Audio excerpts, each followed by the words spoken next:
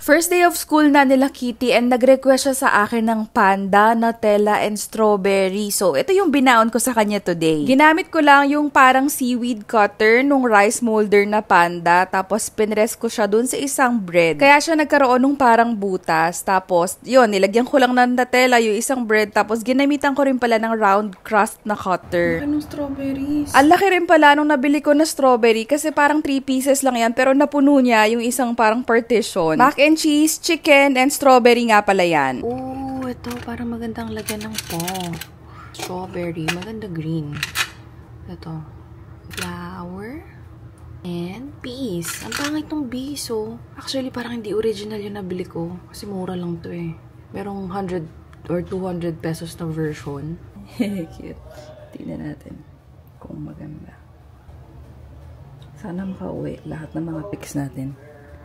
Cutie! In fairness, mas naging cute siya nung nilagyan na natin ng mga fruit pics. So, tara, pakita na natin kay Kitty. Wow! Do you like it? Your baon? Yes. Ha? Yes. Yes! Sabi niya kasi, gusto daw niya ng panda na may Nutella and strawberry. So, ayan. Oh, let's go to school na.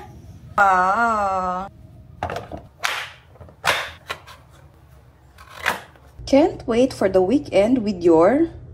With you na lang. O, diba? Lunes na Lunes. Weekend agad ang gusto. Abaw. Wow! Kitty! Yeah, come here. Mainit. Come here. Did you know that butterflies rest when it rains because it damages their wings? It's okay to rest during the storms of life. You'll always fly again once it's over. Mga bago kong bento tools. Ito yung rice molder natin na family naman siya. Partition siya sa mga baonan pero design niya para siyang lettuce. Ito pang mga sauces or ketchup, ganon. Ito yung pinakakailangan ko talaga. Yung parang dropper. Panglagay ng mga blush on or mga dot-dot na ice kung maliit lang, ganon. Another rice molder, ganyan yung itsura niya.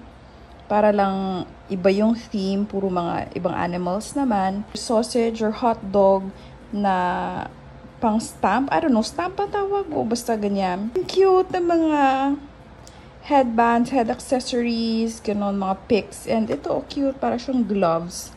Magbo-boxing. Ow! Pang-cut ng seaweeds or ng cheese slices. Mas malaki to kaysa dun sa mga iba kong stamps. So, pwede sa mga sandwiches, ganon. Ayan siya guys, mga facial expressions. Ito, random shapes. May kasama siyang ganito. I think, para pag pinrest mo yung pinaka-cutter, dyan, ito siya yung parang nasa likod. Ganon. So, ito, more mga fruit picks. Medyo pangit lang yung pagka-yellow nito. Pero carry na. Dinosaurs. Cute. Ito cute. Ducks, frog, sun, clouds, cat paws. Ito alien. Tapos, ito yung mga parang pang separate or kung gusto mo ng extra lalagyanan.